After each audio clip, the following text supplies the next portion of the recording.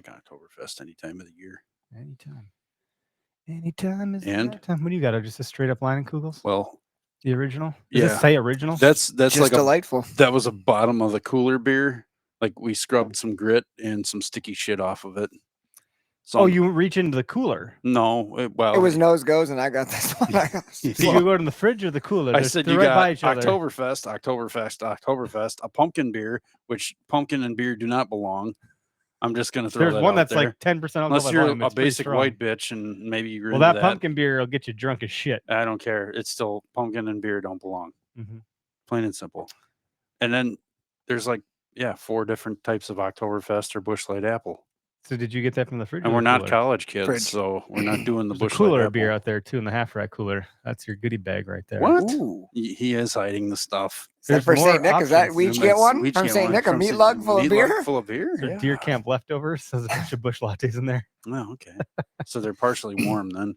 No, they're cold out there. I have a cooler full of Busch lattes in my basement right now too. They're not cold. See? Oh, well, what the heck? Let's do this. You guys ready? Yeah, hit play. We're ready. We're doing it. This is the Okayest Hunter podcast. Never pass on shooter bucks, because that's just meat in the freezer. It's your tag. You hunt how you want. This is Okayest Hunter.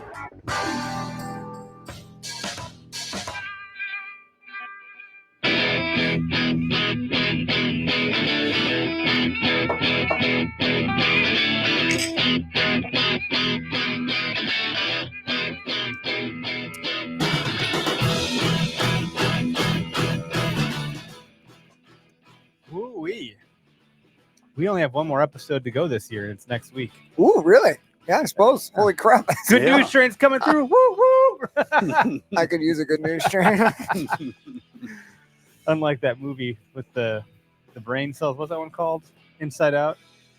More bad news. Woo, woo. The angry guy. I don't know that one. Inside Out. Oh, it's great. It's just a great movie. Anywho, we're not here to talk about that. Well, we could be. We'll talk about anything on this show. I don't know what to say, guys. How about epic failures? Yeah, we could do that. 1, 2, 3. Yep, we got them. I think I'm taking the cake this year, guys. I don't know, buddy. The antithesis of an epic failure is half rack. Go to halfrack.com. Use code OHP. I've seen a few of those this year. I would take one right about now. And I even had one blow at me. Last week on the show, you guys were cutting up deer. It's nice to have you here. Yeah. I don't have another word to rhyme with right now, but should have been cutting up another one. Yeah, well, what do you do? What are you gonna do? Yeah. What happened? Suck. You shot at one. Classic case of we just shit the bed. I hit one. Yeah. Was it a good one? A bad one? An okay one? A buck. It was a good one. Was it one of the ones you thought you may have been? I'm not sure. Seeing? I'm not really sure. It happened pretty fast. How far away? I know it was good. Well, the whole story is kind of like, man, opportunity miss. We did some drives. Greg came out. We did some drives in the morning. We hit, what did we do? 2 different properties while you were there? Yeah, we put together, 2 or 3 drives on one. It was 2 drives on the first property. Yep. And then we were kind of running out of real estate because all of a sudden there's people everywhere. Yeah, a lot of bird hunters in there. Yep. Cool. Which is great, but didn't help the cause a whole lot, unfortunately. We had a lot of drivers driving things where we weren't anticipating being driven. Yeah, they were driving them a different direction, which, that's going to happen. It's public land. It's what it's there for. Yeah, so then Greg had to go off and take care of some business at home, and me and the other 3 guys went to a different property, and shout out to, I think, Muskie Hunter. Yeah, on Instagram. Yeah, he was messaging me. I was like, I'm not out there, but like we Greg's like, what's happening? I was like, oh, you're not there anymore? I thought you were there. We pulled into the parking lot at one of the spots, and I looked over. There was one truck there, so I was trying to figure out if it was like deer hunting or hiking or whatever they were doing. And they had a My Tag My Hunt sticker, and I was like, hey, look at that! I was like, that guy's got an Okayest Hunter sticker, and so we went out there, and those guys ended up bird hunting, but. Bo and Scott ran into them on the trail, and they were talking to them, where have you guys been? What have you been up to? And they saw Bo's GoPro and said, hey, are you guys filming for something? And he's like, yeah, for Ghost Bucks and Okayest Hunter. And they were like, you're not the Okayest Hunter guys. So they were like defending us, like, hey, you're not them. Oh, that's hilarious. Which is pretty awesome. Imposter. You smell beef and cheese. He's a cotton-headed ninny muggins. Cotton-headed ninny muggins. Two-headed bush shaker. Two-headed bush shaker. That too. Yeah, so we messed around over there, and Bo, we got like I don't know, we're calling it a 2-year-old, but it's a real scrub rack little buck. Adam pushed him right out of the bedding, came like 10 yards from him. He had the hammer back, but he's like, I couldn't make you guys drag that little thing out of where we were because would have been tough. Treacherous. Then our buddy Scott had to go, so the last drive of the day, we ended up not even to drive. Adam, Bo, and I spread out, and we just stayed about 100 yards apart and just kind of did a little still hunt push. And I don't know, we got to this one spot and there's a big trail cutting across. I was the furthest out into the marsh. Then Bo was kind of hitting the transitions of like buckthorn, and Adam was closer to the woods edge. So that way, if anything was squirting, we thought we had it covered. And I got to a spot where the grass just changed a little bit and there was a nice run going in there. And I just had this weird feeling. I was like, I just need to like stop and listen for a little while because I just felt like Bo was going to, I don't know. I just felt like something was going to happen. It was really weird, just intuition. So I literally like put my thumb on the hammer. I don't know why, but like I took a couple steps off to the side and I just waited. I could hear Bo busting through Phragmites or Phragmites, whatever you call them. And all of a sudden I heard a deer get up right between us and the thing started barreling and he yells, buck, big buck, big buck. And I cocked the hammer back and I kind of was watching to see it come out and it came out and right away I saw a rack and I was like, oh, that's a good one. And I got my scope on it right away, but it kind of just filled my scope. Like he was pretty close and it was all Phragmites and there's like grass between him and I. And like, my scope was full and I saw a brown, but I didn't pull because I didn't know where I was. So I just waited and he kind of like ran out into the shorter grass. Tried to play smart. Safe. Yep. And I let him get out to like 60 and I'm trying to follow him, but really it's all ice underneath. So he wasn't like bounding. He was just like, like hurrying. So he wasn't like coming up at all. I could just see the top of his back going. I'm kind of picking and I led him a little bit and I shot. I had no idea. Like, smoke goes. Yeah, you don't know. No clue. I can't hear it. My ears are ringing. I can't hear if he's still going. So I yelled at Bo. I'm like, listen for him, and Bo comes over and I explain what happened, show him where I shot. He's like, yeah, I did hear him go a little ways after you shot, but I didn't hear him go far. And I was like, I have no clue if I hit him or not. Walk over there and I found blood right where I shot. I was like, all right, we got blood. We were all excited. So we were spread out, kind of like thinking if he's, went down or bedded down, let's get another shot because it's getting close to dark. And we followed the trail. Adam found some blood. Bo found some blood. And then we found a chunk of muscle. And the blood wasn't like good blood the whole way. My first thought when I saw the blood, red? It was bright red and it was a little watery. And I was like, this is muscle blood. It's my first, the blood Adam found was decent looking, but then we both found a big puddle of it. And then we found a chunk of muscle. And then we didn't find any blood after that. And we kind of did some circles and I went to some spots that I thought he might be and covered about 300 yards after the shot. So if it was you would have found something fatal. And it just didn't look great. So I think I ended up hitting him through the front, maybe through like brisket. Base of the neck, brisket stuff, something like that. Man. So yeah, another opportunity with the gun. Blown. Speaking of missed opportunities, let's bring in our guest. That's a hell of an entrance. What an entrance. Yeah, we got basement decorator Thomas Stamper on, aka Thomas the Train is what I'm going with. Yeah. But, Thomas, I swipe, I don't know, whatever direction is the right direction on the Deer Tinder app called TikTok. And you and me became besties for a hot minute. I'm pretty sure we've had a lot of drunk live sessions together. Yeah. I think it was at my brother's bachelor party the last time. One of them. So. You were pretty drunk for that. I was like, wow, he's really running around the bachelor party with his phone right now, live on TikTok. Bad idea. With a group of us on there. We're like, man, he's drunk. Yeah, Corey got on your show after that. That's when I was like, what the hell? I like my invite. I was like, I'm pretty sure I've invited you. It just hasn't happened yet. You give a man a bachelor party and some alcohol, and he's got a good time happening right then and there. Waiting for you give him some technology. It's all gonna go to hell in a handbasket. Corey the next day was like, do you know what all you said? I was like, no, and I don't want to know. So I don't know either. Don't worry, I don't remember. I forgot to do the thing so you guys can see him here. I'll get that going while you guys why don't you Thomas introduce yourself, man? Tell us what you're all about with Basement Decorator, what you got going on and all that, where you're from, all that stuff. Yeah, so I'm from North Carolina. Basement Decorator started in my basement. It was 2019, I think it was, and I'd always wanted to do something with hunting, and my wife won't let me put my deer upstairs, so I think we all probably live that dream. But but so it was funny. I got to give her a lot of credit though. I was like, I don't want to be like something outdoors or something hunting. She was like, well, what do you think about when you walk up to a deer? And I said, well, the first thing I think about is what's he going to look like on the basement wall? She goes, well, you're the basement decorator. There you go. And I was like, you know what? It's stupid enough that it might work. So for a second, I thought you were like a basement remodel. I was like, oh, maybe this guy's in the rec room. I think when I first across, you were like, no, there's a deer logo going on here. Something else is happening. Yep. Yeah.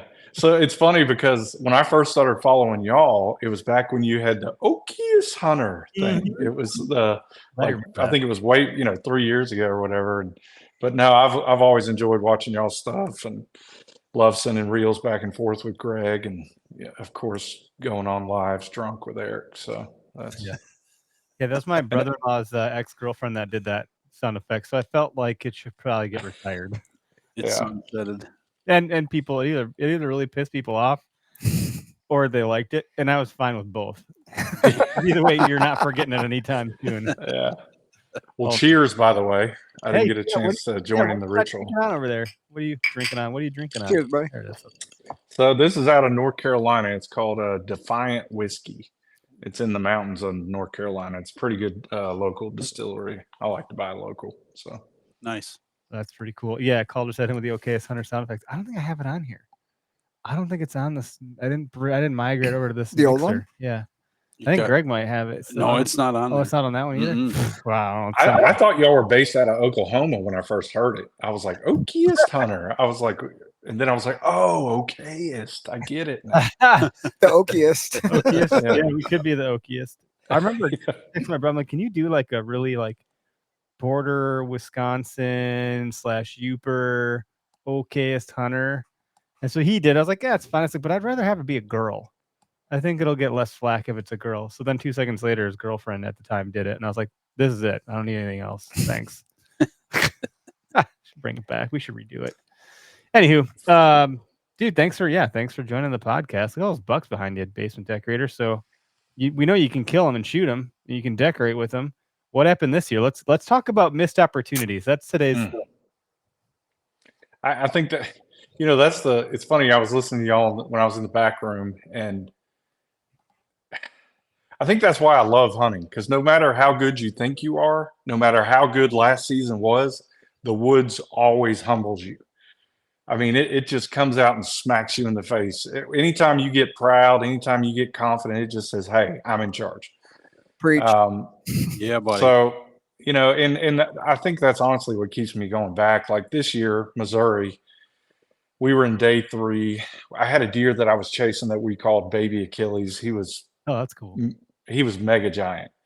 And I actually had him at 19 yards the second day, but he had a twig in the way, and another buck came in and he went and fought him. He ran off. And then there was a deer I actually passed the first day that we called Browse.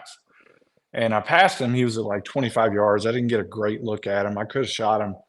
But the third day, the rut just kind of let loose. I think it was November 4th. So it was really starting to get going. And he was dogging a doe. He was grunting. He was snort wheezing. And the doe brought him right to 14 yards. And right when he got in shooting position, he kind of quartered away. Well, anyone who's ever bow hunted much knows if they're quartering away, where do you want to hit them? Back rib. Yep, back rib. You want to hit them further back. Aim for the opposite front leg. Yeah, so we were filming, and this was the first year I had a 4K camera, so it was really cool because the footage, there was no doubt. And there was 4 guys that I was hunting with, and we all watched footage. I backed out for 4 hours, and we all said I smoked him. And so we went back and talk about being cocky. I was already like running my mouth and drinking whiskey and, doing things I shouldn't be doing. And we get to the first spot, and there was blood splattered everywhere. And I was like, okay, he's dead. So we start walking. We find this big pool of blood. It's spraying out both sides. We get to the 100-yard mark, and it just stops. And I just, my heart sunk. I was like, this is not good. And So we found another blood bed about 50 yards away. And I just immediately said, you know what, back out. So I Googled drone recovery, and there was a guy based out of Missouri. It's called Missouri Drone Recovery, actually. And he came in and he was very thorough. We were able to look for miles. I mean, it's crazy what they can do. They can zoom in on a deer and go, is that your deer in the dark? They have a spotlight and a camera that zooms in. And we looked at every deer in the woods and never found him. So I went back the next day, looked again. And, the crazy thing is there's nothing I would have changed about the shot. I hit him exactly where I was aiming, and it just didn't happen. I mean, I did use a new broadhead for the first time. So that broadhead is in the dumpster currently. But it's almost like Derek Saddle, unfortunately. But it's okay. We've rectified that situation. We're friends again. Yeah. I probably would have done the same thing with the broadhead, though. Yeah. I want to ask Apprentice. I don't want to. Well, and it was one I knew not to use, but somebody convinced me to try it. And why I tried it there, I mean, my past 13 deer in a row I found within 50 yards.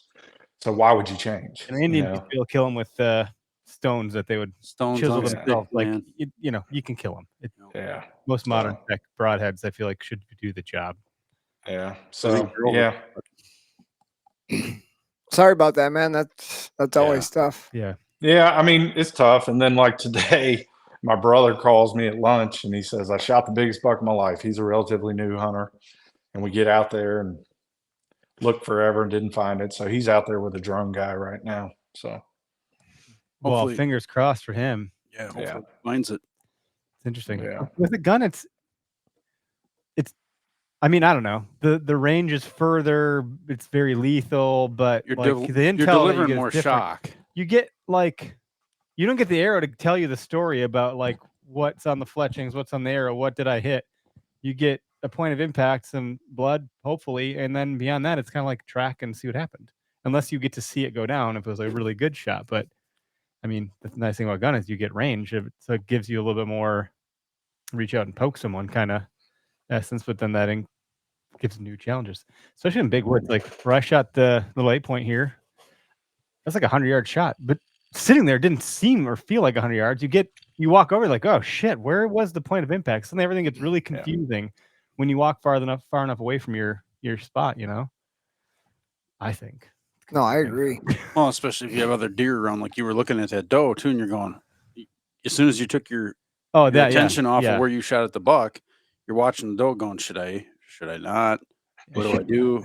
She took off, Yeah, then you're going, well, which trees was he between? I know he was over there. Where did I shoot? Was it here or was it there? Yeah. You don't know. And if you don't see the deer fall because there's too many trees in the way, that's another unknown. Yeah, I've had that happen before. Saturday, I'm like, what's happened? That buck that I shot at Saturday was tricky, and it was only one direction because like he ran out and then he's running horizontally. So like I shot, and then you're like trying to watch, but like luckily there was trees off in the far distance, and there was like one tall one. I was like, all right, you just left of that tall one. So I had like a left and right marker. It was just but grass, then you get out there and it's grass, and I'm like, well, there's like 20 trails. Yeah, which one was he on? Yeah. Like, so that was even tricky, and I knew which, right or left, which way he was and stuff. Kind of cool when you're filming a little bit because you get to, like when we were tracking that doe off the river that one time, if it wasn't for the GoPro footage, we wouldn't have known. But I was like, no, she went this way, because we could see it. Mm-hmm. And then we did find some blood, and then that never went well. Yeah, it never did go well. Who knows what happened there? That was that happened to my. Good. No, you're good. I was just going to say that happened to my brother today. So when we went up and we were looking at the first blood, he goes, there was a deer that ran this way and a deer that ran this way. And I was like, well, which one was yours? And he was like, I think it was this one. And I'm like, okay. But, crazy, man. So Thomas, you had your shot on camera, you said. Were you able to tell what happened? Did it deflect at all, or did it like hit that rib and kind of veer, or did that not really tell you? So we were able to slow it down, and we were able to zoom in, and you could even tell that the broadhead deployed vertically, which on a quartering away shot is better, because if you're going to go through that rib cage, 2 inches deployed vertically should. I mean, I hit him center mass, so that was fine. I hit him, it was lung, at least liver, and you could even see the arrow exit. It looked like near the shoulder, on the back shoulder. So like, it just made no sense. It was one of those things where you just had to go, that's bow hunting. And I hate that because there's been no closure. We've kept all the cell cams running there. He has not shown up on camera. I have a theory of what I think happened. I think what happened is I think he died. I think he died pretty quickly. And that morning, we were probably 30 yards off the property line. There's a relatively new neighbor to the west of his property. And we saw him driving in that morning on a Ranger, and I could hear him. He was one of those hunters that just rattled and grunted all morning. And, I don't want to blame anyone for anything that I don't know for sure happened, but I have a feeling that he could see everything. And I just wonder if that deer died and it got taken. I really think that could have happened because he had 7 to 8 inch brow tines. He was like a super cool looking buck. So I don't know. I'm grasping at this point, but I mean, I had another close call in North Carolina this year. So I had a clean miss on public this year. Happy for the clean miss, to be quite frank. Yeah. But it's still not great. And it actually ended up being a blessing in disguise because of what walked out 2 hours later. And then I didn't get that one either. I didn't even get to draw back on that one. This is a season ripe with opportunity. Lots of opportunities. So you can't be disappointed about it. But I will say, like, the whole hit track not fine, that's tough. That's a hard one to bear. That's a lot of time and resources used and nothing gained. You found a buck on public that had clearly been shot. Yeah, hit high and forward. He was just, you look at the placement of that shot, it's like would have been hard. You knew they were up elevated high to hit that deer high like that, and they probably came in close and they quick pulled and they settled in just a bit too high. They didn't maybe pivot at the hips. They didn't aim low enough. They thought, well, it's good enough. Should be able to send it right there. Well, it's forward of the lungs, it's forward of the heart, and it's below the spine, just maybe 6 inches below the spine, and it went through. Well, if we, were able to figure out where exactly that arrow was going, it missed all the goods. It got one lung for sure because the deer died. It had it's to have dead. got a lung. It got a lung and the deer died. Depending on the angle, it could have got some sort of artery running up the neck too, or you know what I mean? Like it almost looks like it was a artery hit. I think they would have found him unless did the arrow pass through? Yeah, there's a pass through. Yeah, there's a hole on the other side. But just a little bit maybe it was lower raining, or like something. Maybe it's another deer that confused him. That high, it's crazy. That's a lot of blood to try and fill that body cavity for it to leak out. Unless that deer were to dig hard and run and do something to squirt blood out. Mm-hmm. And that stuff. If he was shooting them back in the cattails, that stuff absorbs blood real fast. Especially if it just hit water or any of the moss that's in there, it'll suck that stuff right up. The only chance he had is if that deer was running through cattails and he was brushing up against all the cattails on the way through, and clearly was not. Yeah. Or it was just a hunter that didn't have a lot of tracking skill. But that deer made it. He didn't go to water. He didn't go to water at all because the river's the other direction. Kind of went the opposite way you'd assume a deer would go. Yeah. Maybe that's why he didn't get found. Yeah, he went to high ground. High open ground close to a house. Yeah, I mean, the people. I eat off of your bird feeder. Can you let me in? Yeah, I've been shot. Like the back door out here. Wilma, come on now. Right. You've been good to me all season. The people, I don't know how the people didn't see him, but well, that's just it. Right from the house. There's so many other variables and things that take place. My dad shot I think it's a 15-point, huge deer on a lease that my uncle has, and it haunted him forever. He shot it, couldn't find it.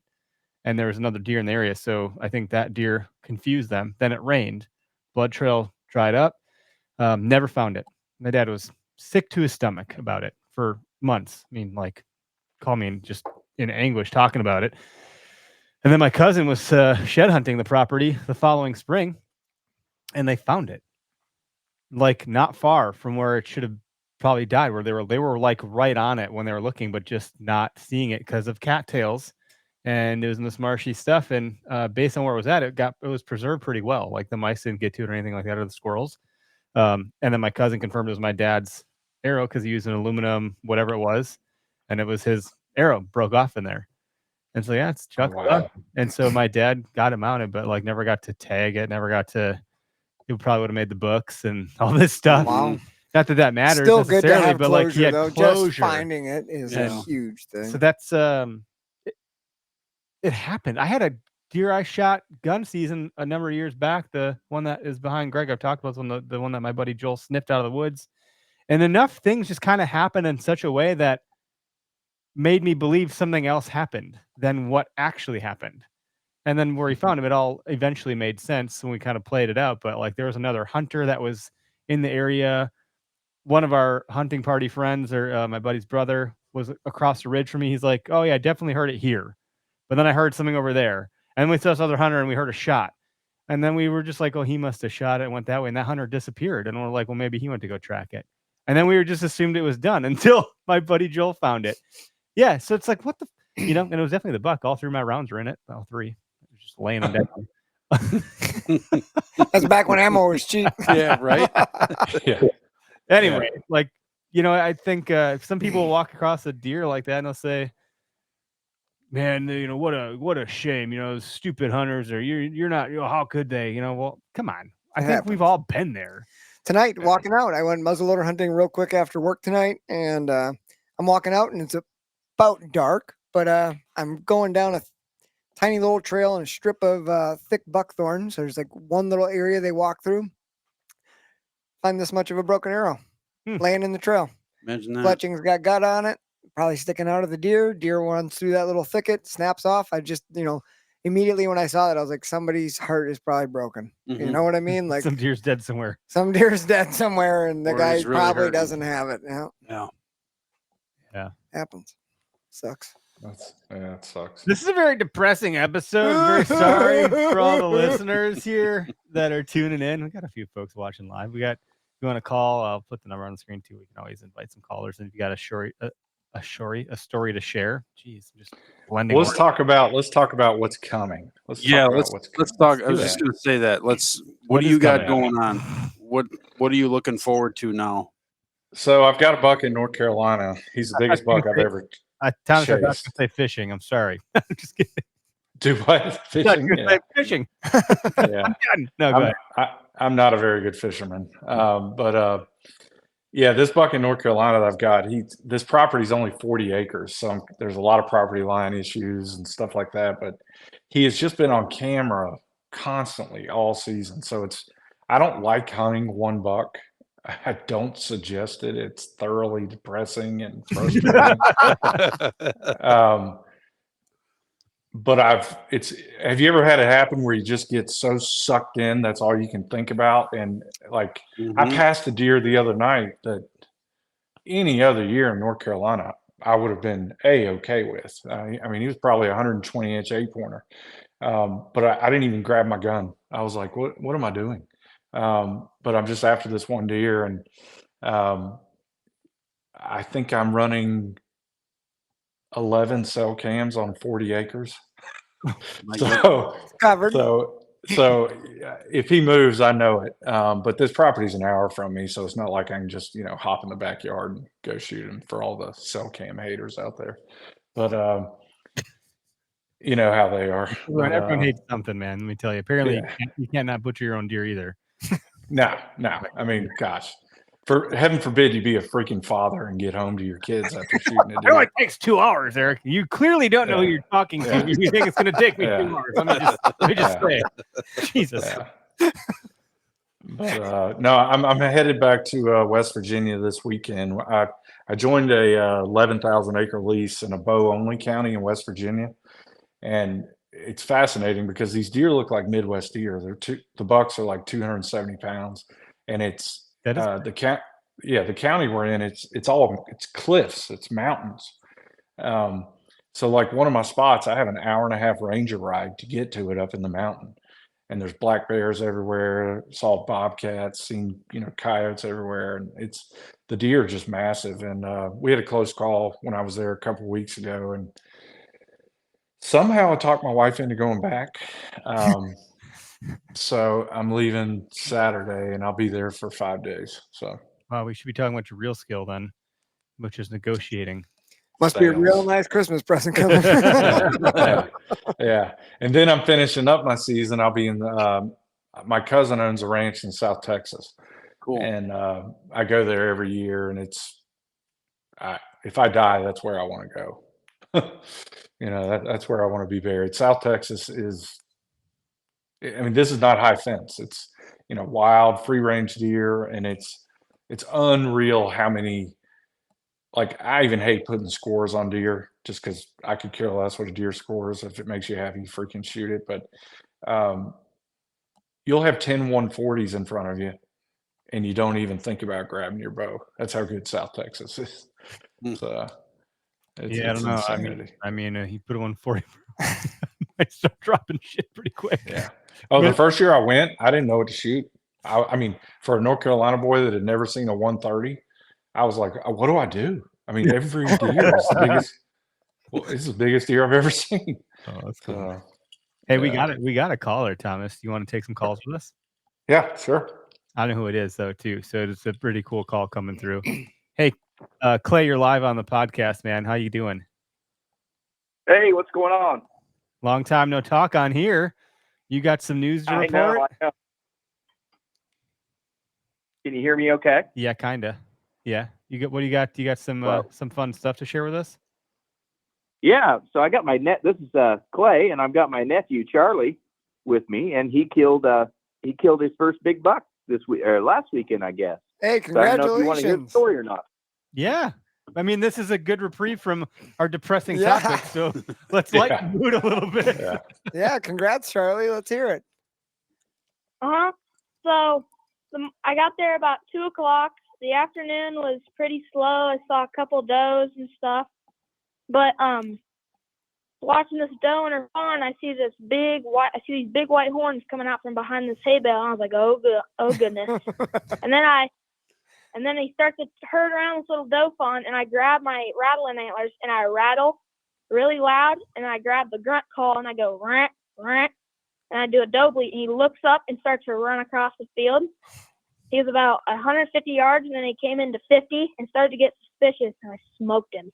Oh, that's awesome. That's awesome, man. That's great. That's great. You grunt and rattle him in, man. You what did that him feel like? The whole kitchen sink right there. Holy cow. Finish with the doe bleat. I love it. Nice. He died a happy buck. That's great, man. Congratulations. How old are you, Charlie? I'm 11. Killer, man. 11-year-old killer. You're gonna have to have Clay send a picture of that to us so we can see your cool buck you got, man. Yeah, there's one in Eric's inbox right now on his phone. I don't know if I can share my screen with that or not. I don't have enough tech. Well, maybe I do. We'll see. That's all right. We'll send it in so you can post it. We're doing the Euro right now. We're just sitting out here by a boiling pot. Cool. That's awesome, dude. That's great. That's pretty cool. Well, congratulations. He killed a doe early in the year. That was cool. And then he passed a bunch of deer. He made the choice, no pressure or anything like that. He just chose to not shoot some deer. He liked this deer. He'd been watching him, had some trail camera footage of him. It was pretty awesome. Wow. Sweet. What an accomplishment. Great job, Charlie. You're doing a Euro mount? You're doing a Euro mount, Charlie? Yep. That's a great way to go. They look real nice. Let me tell you. We like the Euro mounts. Nice and clean. And they're a lot cheaper. Yeah, they are. Like a nice big Euro. It looks, I don't know, bigger. It does. Indeed. It does make the rack look bigger. That's cool. Mm-hmm. Well, yeah. Well, hey, fellas, thanks for letting us tell our story here. We'll hop off and let you get back to it. Yeah, appreciate it, man. We'll have to get you in the Shooter Buck Club on Facebook if you're on there. If you haven't join and share the post there. We'd love to see it there too. Yes. Congrats. All right. Thanks, fellas. Thanks, guys. Have a good one. Thanks for calling. That's cool. That's awesome. The fact that we can take calls just to hear. I don't think we got a lot of kids call in. No, that's great. He told the story really well too. Yeah. You know what I loved is, and then I smoked him. Yeah. I love the fact that he hit him with a rattle, then he grunted, and then he bleated. And none of us would have ever done all three of those. No, certainly not. He painted the picture for him right there. the whole time. I'm going to do all 3 tomorrow night when I go. See if it happens. The Charlie special, you call that? Yep. Eric likes the 2-handed bushwhacker. You give him a little motion with that. Yeah. We got another caller. The auto screen didn't work on this one, but I think they're local. So maybe it's your drunk buddy. Maybe it's one of mine. I don't know. Let's find out. You're live on the podcast. Who do we got? What's going on? It's Joel. Oh, it's Joel. What the heck, Joel? The deer sniffer. The deer sniffer. It says Belvedere Snapper. So I didn't know what to make of that. I don't know what that was. Thought you said the auto screen wasn't working. It worked. It worked fine. He just led you off a different. He led you off the center of the trail. Enunciate your name, okay? Well, it says say your name, so I said Joel the deer sniffer. So I don't know how I came up with that. Belvedere Sniffer. I get it. Belvedere Snapper is what it says. Snap. I was like, okay. I was like, this might be a prank call. Congrats to Charlie. That's freaking awesome. Yeah. He's got more experience than I got already. Oh, that's cool. Do you have anything for Thomas here, our guest on the line? Oh, geez, I kind of lost track of where I was talking. I got sidetracked with Charlie's deer story about smoking that deer, and I completely brain farted now. All right, Joe. I did have something I originally called for, but I heard that, I was like, oh, that's so awesome. You know, I think, yeah. Joel's gonna come walking through his story in a minute. Like, man, he's gonna remember that. That's one of those epic moments that, like, you know, he's gonna kill tons of deer throughout his life, I'm sure, but that one's gonna stick with him. Yeah, I'm sure. So I've only grunted in one buck ever, and that was, you know, shooting it across the field, and I shot it, and then I saw another one across the field, and I tried grunting, but he wouldn't come more than halfway across the field, and I couldn't figure out why. It's because the other deer was laying out in the field, and he wouldn't come any closer. Yeah. He ran around like a thicket of trees and dropped, and I didn't see where he went. So I'm like, oh, no. And then I saw this other deer. I'm like, well, see if I can get 2, you know, and he never came in all the way, but that was the only time I've ever successfully grunted in a deer. You know, it wasn't something big monster or anything like that, but it was still pretty cool to watch them come in and bob their heads up and down. But I can't say I've ever. Yeah, I completely got sidetracked with Charlie's story, so I got squirreled. That's right, man. Well, you were there when I shot the buck on the wall here in our basement decoration. I wouldn't say I grunted him in. Yeah. I mean, kind of, but I didn't grunt him away. But I definitely grunted. Yeah, true. And I killed him. So I don't know how you want to like stack up those. I'm not gonna lie. When I saw that deer, I got happened. excited. I looked over and I saw that. You know, I smelt him. And I got down on my knees and I'm looking. Like, also I see this like a little white tuft in the like in the what do you call it? That buckthorn or whatever that is. And I was like, oh my gosh, there's a deer there. And I just sat there and was waiting, like thinking I was gonna spook him up or he was bedded down. And I just started getting closer and closer. And then I realized, oh, it's dead. Oh, that's probably Eric's deer. So yeah, that was pretty cool. That was an epic moment. That was just kind of a pure luck thing that I happened to be downwind of it. So. Wasn't 2 minutes before that I put on my vest and then the phone rings. I found your deer. So that's why we wear vests when we go hunting. It's all about the traditional luck. Yeah. I think I've jinxed it because I've double vested and now I'm not getting nothing. You can't double vest. It's like a double negative now. But you guys were successful. That's what matters. It's all about the group party and having fun and the camaraderie and stuff. It's not about like how big a buck I got. It was just the fact that everyone got to have some fun and everyone gets a little bit of meat going home and just, you know, everyone kind of rotates through and gets some meat one year. The next year, the other guy gets one. Yeah, we share too. Depending who gets in one now, we try to share the meat, spread the meat, spread the love. Yeah. Spread your meat. It's all out. Sounding pretty weird to say spreading the meat and love in one sentence, but you guys know what we know. You get some meat. You get some meat. You want some meat? You want some meat, huh? Yeah. Spreading the meat love, yes. All right, Joe. Thanks for the call, buddy. Of course. Guys, take care. See you, Joel. All right, Later. see you, Belvedere Snapper. Bye. All right, Thomas. You know, I was just thinking about something. Kids like that are what we fight for, right? Yeah. You know, to hear that story, I'm sitting here bitching about not finding a deer. I'm bitching about not being able to get a deer. You know, you can find so much wrong, but the woods are perfect. And we fight against all the griping, all the complaining, all the bitching, all the naysayers on TikTok. Like I can't tell you how many people I just, because of kids like that, you know? Mm-hmm. And hearing a child voice on this podcast lightened my soul. Oh yeah.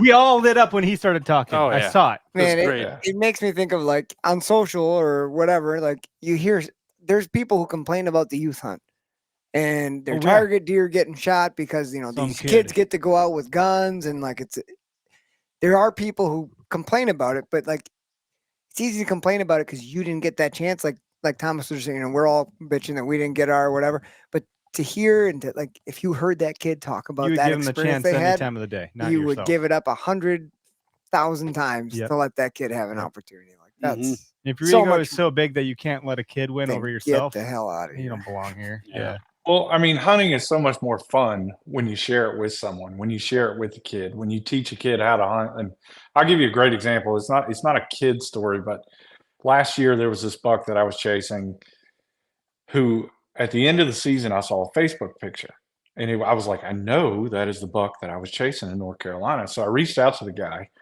found out that he was literally like 2 properties over from where I was hunting. And we have exchanged trail cam photos. We have been very transparent with each other when we see, where the deer are going. And there's just no jealousy there. Like I had a deer this summer, really big buck that ended up moving to the beans on his property. He got him and I celebrated it. I celebrated with him. I mean, there shouldn't be jealousy. You should be able to work with other hunters and, have fun with it. Absolutely. You got a whole community around you in your neighborhood and you just got to, share the wealth and share the knowledge sometimes. And I get it, loose lips sink ships. If you're after a certain deer and you have the ability to chase that deer through all the properties, then fine.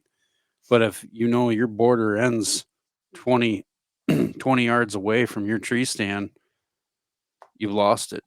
It's somebody else's deer. That deer is not owned by anybody. It's got more freedoms than all of us. Yep. It can trespass and it doesn't get in trouble for it. Damn deer, Greg. Let me tell you what. As soon as it leaves your property, it's not. You have no rights to it whatsoever. Well, like in West Virginia, you can manage deer. There's 11,000 acres. So if you pass a buck, there's a relatively good chance that, if he makes it through the harsh winter, you'll see that buck next year. But like the property I'm talking about just a minute ago, that's 40 acres. So if you think on 40 acres, that deer is living there and only there, you're crazy. Right. So it just doesn't happen. Well, I think that's a good, what you mentioned is a good point about that's what we fight for. That's what we're like trying to preserve and to make sure that, and the one thing I add to that, and we have another caller in line, so I'll bring someone on here in a minute, but is like this concept of who do you think spends the most time on social media? It's teenagers and kids. They're on there in droves. They make up their like I work in, marketing. So it's like, well, I don't want to advertise on that app. It's all young people. Well, okay. Well, sure. Let's just pretend that it's all young people then. And they're listening to and watching what every other person is putting on this platform. That's why I'm so proud of what we put out, I think, and what you put out, Thomas, and like other folks that are doing good stuff on social. Because what you forget is like they're on looking, just like we watched TV shows and we looked up to those people. And at some point, I think a lot of us had those aha moments of like, oh, wait, I don't get to hunt properties like that. There's not just big deer running around all the time. But when you shame people or you say it's not the biggest buck and all of those things that we talk about trying to like go against, the kids are seeing and hearing that stuff all the time. So I have a quote somewhere along the way that I put out on my own personal profile a while back because I listened to Stoic philosophy, and there's a book called The Daily Dad that I listen to every day, and it's like don't be so concerned about like what your kids are like, what are they picking up that you're saying, or like don't worry that they're saying, you worry that they're watching you. Like you're setting an example for them every single day, so be the example. Worry that people are, not that you need to worry that people are watching what you do on social, but like they're watching, like so put out positive stuff. I'll shut up. I'm not making my point really well here, but our caller's from Manitowoc, I think. Is it the Manitowoc Minute guy? That'd be interesting. Hey, you're live on the podcast. Who do we got? Yes, Manitowoc. Rick. Hey, Rick. You're hunting with Rick the Peasant. That's right. Rick the Peasant. How are you? Welcome to the show. I'm fine. I bought 40 acres up in the UP in 1997. And, you get to know the Upers up there, and some of them get, I call it deer hunting disease, really bad. Interesting. Jealousy and all that. And this neighbor, the very next door neighbor, they own 240 acres. And before I even settled in, I was parked out in front of the 40, and he comes walking up with his dog, and his dog is just rabid, barking and growling at me and all that. And what are you doing here? He's accusing me of all this stuff. I said, hey, I just bought this 40. And he didn't seem to be very happy about it. Well, later on, I heard he wanted to buy it, But anyways, he walked away, and then a couple weeks later, I was visiting the camp on the other side of my 40, and he shows up. And he says, he comes, sits down, he looks at me, he says, I just want to tell you that I hate your guts. If you shoot a deer and it comes on my property, you better ask permission, he says, and be prepared. I might not let you go look for it. Welcome, neighbor. Yeah. Look at him, thanks for buying that piece of property. By the way, screw you. Yeah, thanks, pal. How did you respond? I'm curious. I would have been hard pressed not to say same to you, buddy, but I think I would have tried. Well, if you get one, I'll gladly let you come over here. And if you want to crack a beer and celebrate, happy to do that. I wonder if that would have changed his tone. I was startled. I didn't know what to really say. Afterwards, I bought a 7mm Magnum. Said, "Well, I'm not going to have a deer go on his property." But anyways, exactly. The guy sitting there at the table, at the picnic table there inside the other guy's camp, and he's wearing a Chicago Bears sweatshirt. And the only thing I could think of saying is, "And I better not see you in the woods with that sweatshirt on." That's funny. That's funny that you called, Rick, because when I made the comment about people complaining about youth season and their bucks getting shot, a lot of that was actually directed toward some comments that I've seen on the UP Trail Cams Facebook.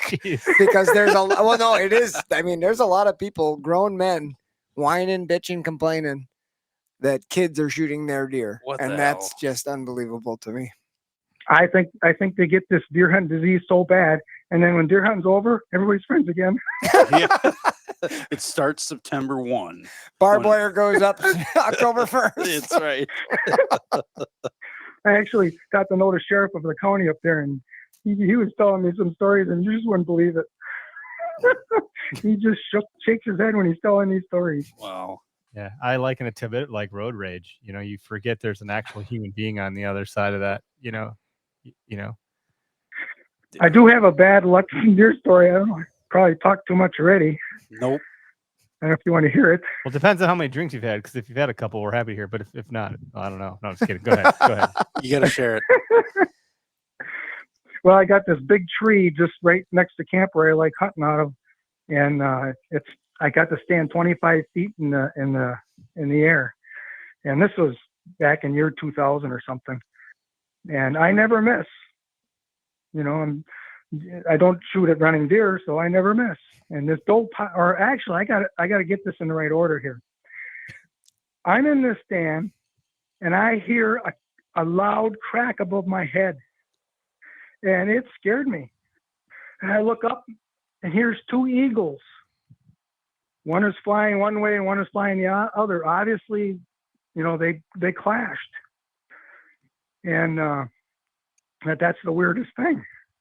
Well, one was an older one with a white head, and one was a young one. So I'm thinking, well, maybe the father's kicking the eagle that he raised away from the area now. I didn't know.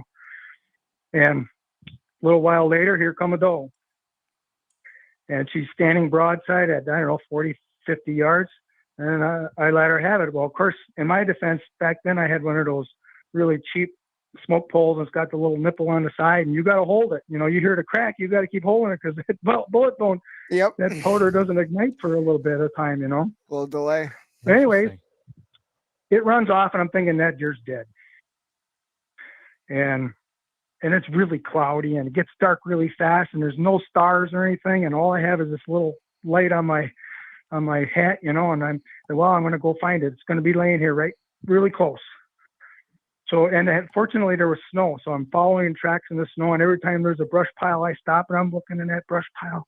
It's got to be in there, And I keep walking, and I'm turning around in circles, and I'm following this track, and all of a sudden I see this golden shiny color laying on the path that I'm following. So what is that? And I'm looking, I can't believe it. Here it's a sucker fish without a head. It's just the body eagles. of the fish. It's like The eagles. totally fresh. The eagles. And I'm thinking, there's a bear. Run! And my heart is pounding, you know, and my heart goes up into my throat. And I'm like, I'm just totally shocked and scared. And I'm standing there. I don't know how long I'm going to stand there. It seemed like forever, you know. And finally, I kind of snapped out of it and said, geez, I got to get out of here. So I didn't know where I was. I look around with this little light. You know, I know every tree in that 40. I'm looking around. I don't see anything I recognize. Now I'm even more scared. So then I came to my senses. Well, I just follow my tracks back out. So I'm twisting and turning around. I finally get back out. Then it occurred to me. That's what those two eagles clashed over. One of them must have had that sucker in his claws. That's wild. That's really cool. When you made the comment, what are the odds of that? I saw you commented earlier, and I thought you said I thought you were going to tell me they dropped on your head. Well, I said something like that. I embellished the truth a little bit. Yeah. No, that's a great story. Well, I appreciate you calling in with that. That's cool. Love it. Okay. Yep. Well, thanks, Rick. Yeah, have a good cheers, one. Rick. Have a good one. You're welcome. Thank you. See ya. Sorry. Hey, but Thomas, I don't know what to do when we have guests and there's callers. So like you're a guest, but I think it's fun to participate with all of that. I don't know what to do with my hands. No, over here. It's fine. That's great. I think that makes y'all's podcast fun. I enjoyed that story quite a bit. I was waiting for Donald Trump to jump out of the bushes and tackle the bear. That would have just made it perfect. So. Oh man. Did you finish your bottle yet? There wasn't much left in there when you started. Where are you at over there? Yeah, it's pretty going. You're pretty calm. Oh yeah, you got a nice healthy pour. Hold that up. That's a lot. Oh shit. Did you just pour it when I said that and just No, I'm kind of sneaky, you know. Oh yeah, that's nice. He's under the camera. You underestimate my sneakiness. You're gonna be feeling real good. You know, I also put in 2 Zens, so you know. My great uncle up at they own the cabin across the street from ours, and I was probably like 14 or 15. We're up there. I think we'd fish during the day, and we're all having a campfire at his place at the cabin. And he says, "Derek, I want to teach you a trick." I'm like, "Okay." So I go over there, and Al's a big drinker. He's like, "When you think you're out of your liquor, just lay the bottle on its side for a couple minutes, and there'll be a little bit more in there." And he's got a bottle laying there. Puts a couple drips. He's like, "Yeah, just wanted to teach you that." I was like, "Thanks, Uncle Al." It's like I'm 14. It's all good. That is a special thing for your camp too. Getting a sip of a beer, or a guzzle of this, or whatever. Like nothing overtly like abusive, like Breaking Bad. You remember that scene where he starts pouring him up? Yeah. He's like, "Drink it. He's my kid. Don't Walter tell him." Jr.? Yeah, and then he starts puking in the pool. That'll probably make its way into the meme land at some point here. Now that I'm talking about it, but I'll try to cut out the abusive parts, but it's more lighthearted than that, and it's fun. You feel like, oh, I'm one of the guys now. You know, well, you grow some hair on your chest. I don't know why you want hair on your chest as a 12-year-old boy, but it sounds great because you're a man now. Have you ever Windy Peppercorn? I mean, come on. What's that from? What was that from? Sandlot. Sandlot. Thank you. Yeah. Sandlot. Yep. The lifeguard. They eventually got hitched and had lots of babies at the end of that movie. All right, so I got a hot subject I want to talk about. I want to hear it. Let's hear it. Yeah, you're not nearly as riled up as I normally see on TikTok. We got to get some more. Well, I just I was just waiting on the hot question, but I'm going to ask you a hot question. What is y'all's view on CWD in the United States? Ooh, that's a good one. That's spicy. It is spicy. It's controversial. It pisses a lot of people off. Because I have a very big opinion on it, but I want to hear y'all's first. We know it's a thing, right? I mean, it's been around. Here. It is a big thing here, especially in the driftless area. The driftless area, I would say, Thomas, it compares to your your area in Virginia where you're going, we're sand bluffs and not mountains, but we're hills there. And there's a large population of deer, a very large population of whitetails. Yeah. Very large. And there's big deer, and there's always been big deer. It's affected it since the 90s. You know, CWD has affected that area of the state since the 90s, and it's popped up in other places, and it's gone away, and it's come back. I don't even know. No, I shouldn't say it. It's gone away. It's there to stay once it's there, because it gets into the soil and whatever. Doug Duran has done a pretty good job of explaining how CWD affects things and in the environment. And he's got a lot of stats, data. He's got some anecdotal sure evidence to show how bad it is. But it's always controversial with people that haven't had the experience with it. And if you don't have it, like Doug says, if you don't have it, you don't want it. So if you don't have it, good for you. Great. Yeah. But in the areas that have it, they're trying to shoot as many deer as possible. And that pisses a lot of people off, because you're taking away an opportunity to, grow the next world record whitetail or something to that effect. That's just how I see it.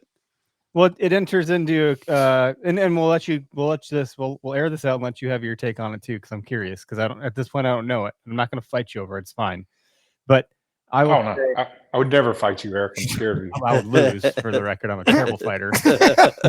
I would watch. Let's just drink some more bourbon and see what happens here. They'll be hugging later. It's fine. Yeah. We're friends. What the hell am I talking about? What am I going to say? CWD. Oh, yeah. Healthy health. So there's QDMA, quality deer management, and something that I've learned from Doug Duran. So we went up to Doug's farm. Greg and I did to do the doe derby that they do, which is actually going on, I think, this weekend. We're not going to make it. I'm not going to make it this year. However, then we went back up and we did a podcast with Doug 2 Januaries ago at his farm, which is kind of cool, because it's like, you've seen this on Meat Eater. This farm has been on the show. It's iconic. So we're sitting and we felt like, wow. Yeah. We're talking to Doug. Doug's he's a good guy. He's a smart dude. I love to give him shit, because I don't think enough people give him shit because of his. But he can take it and he can dole it right which is back great. twice fold. I really appreciate and I can call him and he'll answer, and we can. I always got to make sure I have enough time in my schedule to talk to Doug, because it's a good long conversation most of the time. Always. But I'll ask him questions for things that I'm trying to learn about from a perspective of someone that's, well, no offense, Doug, if you're listening, old as shit, who's been around for a while. And that being said, he told me, Eric, there's QDMA, quality deer management, for people trying to grow healthy deer, and you'll get rid of cull bucks and all this and that. But that's assuming that you're after antlers. And then there's healthy deer management, which is more holistic, which is what the NDA, National Deer Alliance, has been kind of talking about more.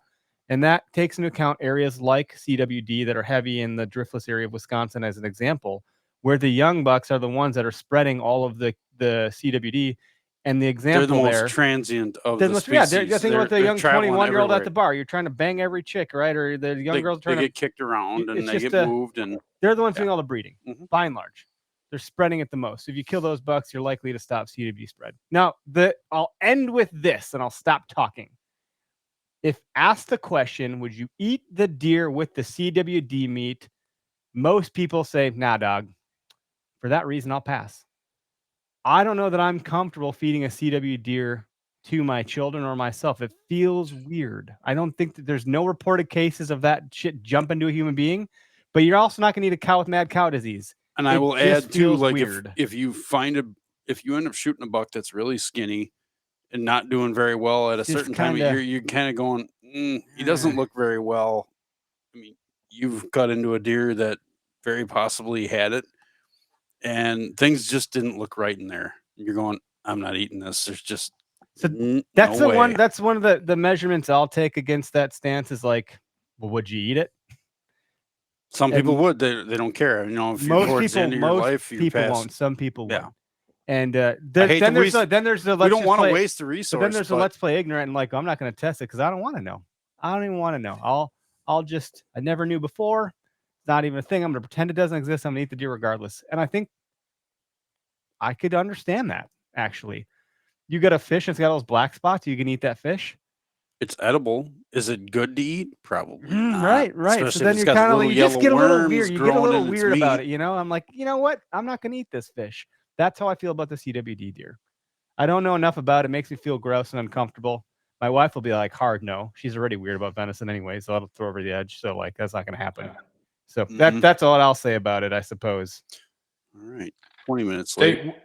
So we found cases. So in North Carolina, they found their first case 2 years ago, and they've gone very extreme with they have mandatory testing for all deer killed during certain time periods. And what's happened is we already have a crazy deer population here, but we have no buck to doe ratio. So right now in North Carolina, we're probably 15 does to 1 buck. And that's not an exaggeration. It is awful. And so what was a bad ratio has gotten worse because of the law. Like a lot of people don't have a place they can even drop off their deer within 20 miles. So are you going to do that with a doe, or are you just going to go shoot a buck? Because I think to have a healthy deer population, you have to shoot the right amount of does. Agreed. And you know, they can say all they want about young bucks. Well, you gotta realize a lot of states have volunteer testing. What gets turned in most during, you know, your gun season? Bucks. So of course you're going to see a higher level of bucks that test positive because there's not as many does come in. So I mean, my thing is, I believe in nature. I believe in the fact that EHD is a lot more deadly, a lot quicker. Like we had EHD really bad here, and there hasn't been as many positive cases this year. There's only been 7 in the whole state since it started. So, and my other question is, and this is coming from a guy who's not a biologist, who's not very smart, who's not same. You know, it's just kind of looking at it with the dumb, you know, the goggles. Is this started in Colorado? It's been really big in Wisconsin. I've never heard of somebody walking up to a deer, finding it dead, turning it in, and it testing positive. It's always from a car wreck, or a hunter shooting it, or somebody who has a depredation tag who has to turn it in because the state makes them. So like, if it was really doing what they're saying it's doing, why does Colorado still have deer if they found the first case in 1957? I mean, and that's just me thinking outside the box. And like, I follow all the state's rules. If I have to turn it in, I will. I think Wisconsin looked at as a state that has what would be classified as a program to like mirror to some degree from what I've heard, but we don't know enough about it in this group unless Derek's got some words to say, because I haven't heard him talk yet. I'm just listening, and I got my own, you know, God gave us 2 years and 1 month for a reason. It's yeah. good to listen more well, than you no, talk. I think what Thomas said is nature, Yep. and I think what we've seen in Wisconsin, and we've got 2 different things that are happening here. So the areas that are prevalent with CWD are the really good private land areas, like the driftless, where we have a culture of not killing does. A lot of private land, not all, but a lot of private landowners don't want to kill their does because they want the bucks there for the rut. So I think it's gone on for decades where these does are not getting killed. The does are transmitting and having CWD, and bucks are obviously too. But those are the areas where CWD nature is trying to take care of the carrying capacity. That's what it does.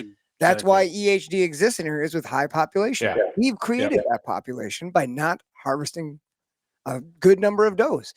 But Everyone the other part is not the other. Yeah. And I get that, but like that's your job as a steward of the land. And Doug Duran, I think, would probably argue about that too.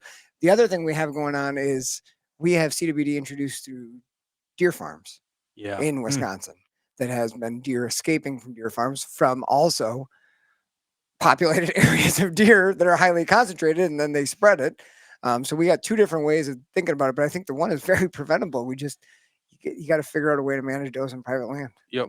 And it's a hard one. That's how I got my permission is I'm seeing so many does, and the farmer is just happy to see me shoot all and any does. Last year you were seeing how many in the field? There literally would be 30 to 40 deer. Yeah. I was getting down in a 60-acre field. Well, and in the area that we're talking about, the driftless, where Doug sent me up the conversation. Maybe it's time to bring Doug back on the show at some point here, but he talks about the gentrification of the land over there, i.e., it's almost all bought up by people that are out of state. Yeah. They're Illinois residents that own private and driftless that are trophy hunting and therefore not taking any does. So what Doug's doing with like what the doe derby is, as an example, is he's got enough private land permission to bring people that don't own the land onto the private to go kill a bunch of does, because the people that own the land aren't doing it because they only want the deer to put on their wall. No offense, basement decorator. But like that's a problem, right? Like it's a bunch of people out of state that bought up land to trophy hunt it, that aren't here to manage it, maintain it, take care of it. They're certainly not shooting does because they're not trying to get their hands dirty gutting a doe. They don't want the 50 meat. Deer. It's a totally different ideology. So it's good that there's a local, like someone that influential like Doug, that's bringing people into the area and he does a good job of it, and he's trying to do more with sharing the land and getting people into hunting, and he's a great conservationist. But CWD, when I was in high school, 2004, I was in some debate class. This is a long time ago now. This is like 20 years ago, essentially. Not essentially, it's 24 years ago. Exactly. About 20 years ago. I didn't want to mention that until it came out of my mouth, and I was like, damn it, here we are. I stepped in. I'm 03. Yeah. So anyway, I did a debate on CWD, and back then it was like, this is a conspiracy theory. There was like all this talk about the DNRs just trying to like raise like all this stuff. And I remember at the conclusion of all of it, all this like academic research I'd done as a bullshit high schooler, because I cared about this topic as a deer hunter, even in high school. It just felt like there's this bottomless pit of information you can sift through, and it's hard to formulate an opinion. But to Derek's point, I think I can like agree with the holistic nature of it. I do more so than anything. Like if it's been around for a long time. To your point, though, there have been deer here in Wisconsin that have been identified alive with CWD near roads, walking in circles. Yeah, that's not good. One was taken, and Doug posted it on his Instagram and Facebook accounts. It was in a ditch. It was just like it was just a zombie of a deer, and the guy shot it, and they brought it in, and Doug did what Doug does, and he pulled the nodes out of it and sent it in, and lo and behold, it tested positive. I think getting data is good. I don't think there's a problem with getting data. Help the DNR out. I mean, there's enough people that probably listen to this that hate the DNR. They want to bash them every chance they get, and they will, because they're keyboard warriors, and that's fine. But help the DNR out. Mitch Baker's watching, man. Mitch knows a lot about Mitch and his wife. That's like they're like the next best thing. They know. They know 100%. That opens up. Sorry, go ahead, Thomas. I have two things that I wish. So if you're a CWD state, this is something I wish all the DNRs would do. Make it easier to donate a doe. Make it easier to use that doe, and you would get a lot more testing done at those donation stations. So you can feed the hungry, and then if it's positive, you get a positive. The other thing I wish they would do is, it sounds like every state has the same issue. We have too many does, not enough bucks. I really like North Carolina. We have a 2-month gun season. It's insanity, and people still don't shoot does. No, because they the trophy. What are they don't understand what the meat quality is out of a doe. It's great. No, and like people are going to look at me and go, "Well, you've been chasing this one deer, blah blah blah." The last week of the season, I'm going to get all my doe tags filled. It'll be done in one night. But just what I did. Go into kill mode. Honestly, it's what I did. Yeah. It's like it's getting to be end of the season. Yeah, I'm not seeing that buck. That buck's not coming. Well, there's controversy around when to shoot a doe based on breeding cycles and rut and so forth too. I want to hear Thomas's other idea too. Well, so I think they're putting, like in North Carolina, they're putting a lot of burden on the hunter to, drive that extra 30 minutes to go, they have to do the donation. So they're making the hunter think, well, I don't want to shoot that doe because I don't want to do it. So I wish that all the states would implement during archery season an earn a buck program. Where you have to shoot 2 does to get a buck tag. That helps. And I think it would help tremendously. I mean, because you become a better hunter by shooting does. I would much rather deal with a buck 20 feet in a stand than an old doe. I hate old does. They are the worst at picking you out in a tree stand of any deer in the woods. And it makes you a better hunter all around. So that's really interesting that you mentioned that, Thomas, because I was just thinking about an instance about the Erna buck. I've always been kind of a proponent, I guess, of the earn a buck, because I think it's the only way you can semi-control private landowners into getting them to shoot does, even though you really can't. I think that's like the most effective way, because I'm not going to name names here, but we used to have contact with an outfitter in the Driftless area who was a very renowned guy. And for an outfitter in Wisconsin who's got clients coming from all over paying top dollar for a hunt in one of the world-class best areas, they had to earn a buck. So these guys coming in had a 5, 6, 7 day hunt, and they had to shoot a doe. So what this outfitter had been doing was driving them all to a farm in a different county. Oh shit! And shooting does, which did the that is not at all what it was intended for. Yeah, it's harvesting does, but like the area that was the CWD area. So like the guys who don't want to shoot does are still going to figure out ways to not I've never heard of that. That's interesting. And this isn't, I mean, this was lots of guys, right? Like, so here's my I have to tell you, Thomas, I commend you, because a lot of people like to bitch, piss, and moan, complain for the sake of just that all in and of itself. I really appreciate that you said, here's my thing, and wow, wouldn't it be great if we could do this or that? And you came with 2 ideas. As a whatever. I remember one boss that I had a long time ago. You ever have a problem? If you come to me without a solution, I'm going to send you right back. No, 1 to 2 solutions before you come to me, because I can't solve all your problems. You need to like think through to a certain degree, and then I'll help you. And maybe you'll solve it before you even get to me. Like the fact that you're thinking through, it's productive. It's not just for fodder. So like, I got to say, man, thank you for just having. Well, and here's my fear. So last year was the first year that we had CWD in North Carolina with regulations. There was 5 counties that they called the CWD counties. The harvest report was down 4,200 in just 5 counties. And I was talking to a lot of the local processors this year, and they're just not seeing the amount of deer that they've really ever seen in years past. So my fear is that because of, I think the DNRs do the best they can to try to educate people on it, but let's be real. They do more than deer. They do everything, you know? Yeah. Well, they do, but look, I think deer probably sells more licenses than most other things, you know, if we're being honest. But I bet you all of us have eaten a deer that had CWD and didn't know it. It's very possible. That's what I'm wondering. You know, and not that any of us would do it if we knew that they had it, but I think if you have a volunteer system, but also build in something where, you know, like we said, earn a buck. But my biggest fear is there are a lot of people in North Carolina, like our license sales are way down from 2 years ago. And the people are stopping hunting because they don't know what they don't know. They just read on the internet, CWD. Like the other day, the DNR put a message out. There was a case found on the western part of the state. It was the first case found on the western part. And they said, deadly deer disease found in Franklin County. That's a media problem. That's a media problem. That's not a CWD problem. That's a problem. Yeah. No, and that's the thing. Like, I'll be honest, like some of the, and I'll just say it, I don't care. Some of the game wardens here don't like me. And I know that they watch my stuff under fake accounts and they try to find me doing something illegal, and I don't. I follow every law that they put out. And it's because they feel like I speak out against this and I'm just like trash talking it. I'm not. Like, I love this. I love hunting. It is part of me. I want it to be part of what my sons do. And I have this fear that if we keep going down this road and they act like it's just this deadly deer disease, that people are just going to quit. And I hate that. Well, I absolutely hate that. I think you can look at, you know, anything that's occurring in modern time, it's assumed that it's an isolated event.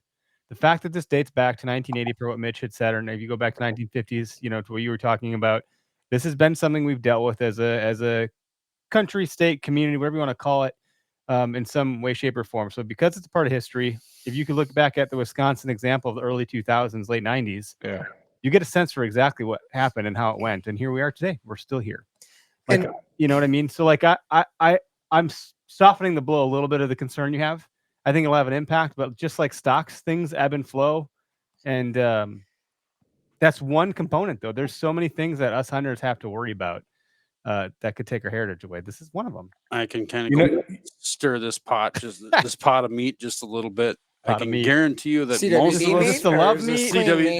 I can tell you that most of us have probably consumed some CWD meat at some point, some way, shape, or form. Mm-hmm. Everybody takes their stuff to the butcher. The butcher uses the same equipment. If it's CWD or not, prions stick to the equipment. It gets in the meat. It ends up getting there. So there's a reason not go to the butcher and learn how to do it yourself. Right. But maybe you have a CWD deer and you don't even know. Like it might be too little, too late anyway. Yeah. So whatever. You know, we could do something about it starting next year. It's probably a little late this year. We could, you know, how we had that TikTok deer hunting or turkey hunting competition in the spring that yours truly won, by the way. But humble brag. We should start something next year, like get some other people that have somewhat of a following behind it and just say, hey, let's all try to use all our doe tags. I use mine. You know, and like put something on it. We could all throw in a hat, you know, from whatever our respective brand is. And you know, the first person to get all their doe tags gets a hat from everyone or something like that.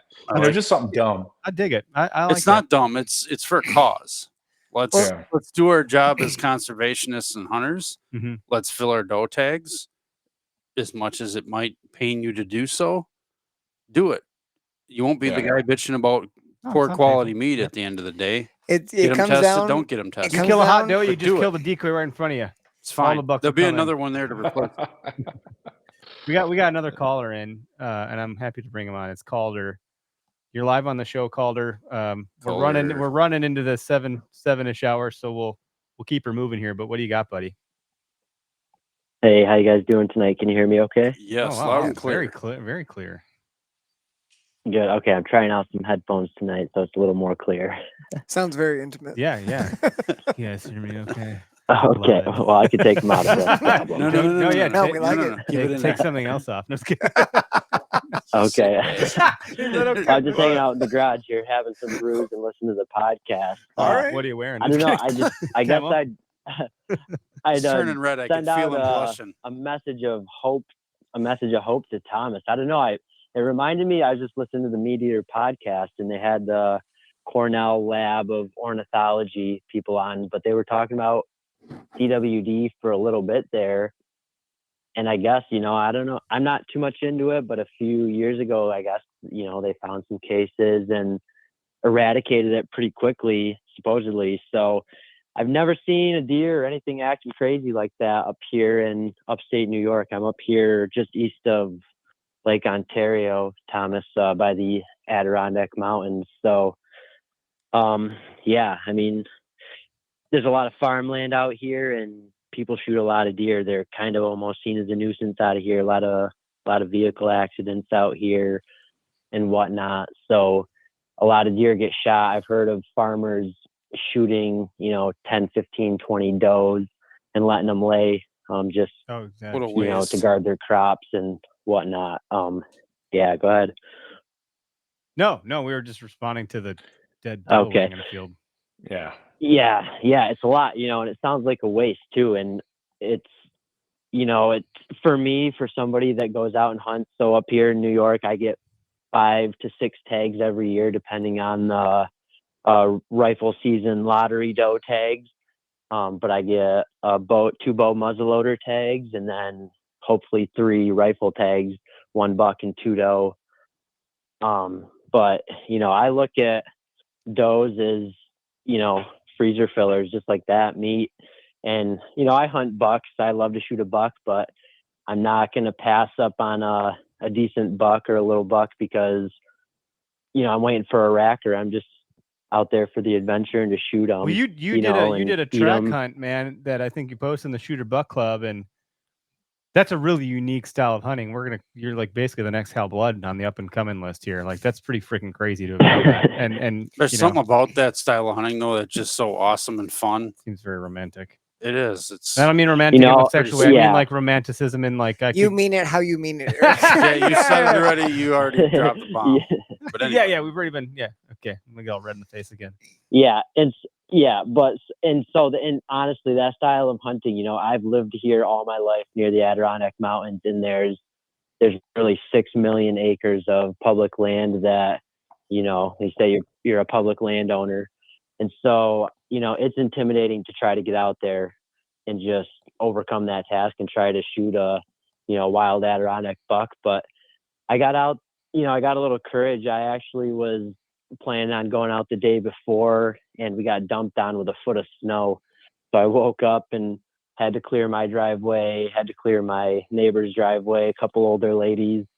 And then by the time that happened, the day was kind of out of reach for getting out to hunt. But the following day, I ended up getting out and started out about 9:30, put in about 5.8 miles, ended up being about 6.5 hours. Time just flies though when you're out there in nature, you're walking around. You know, it's just, you're out in God's country. And so time flies. But I ended up talking about missed opportunities earlier. Way to bring it back. I ended up missing I ended up missing you know, the biggest buck I've ever seen alive on the hoof. It was 36 yards away. It was with a doe. I was walking on the side of a mountain in the big woods, caught their track going up in elevation and followed it. And then I got a whiff of buck bed just right in the face. And I knew they were close. So I tracked them about 15, 20 more yards to a little ridge and peeked over it. And I actually filmed the doe that he was with for a little bit.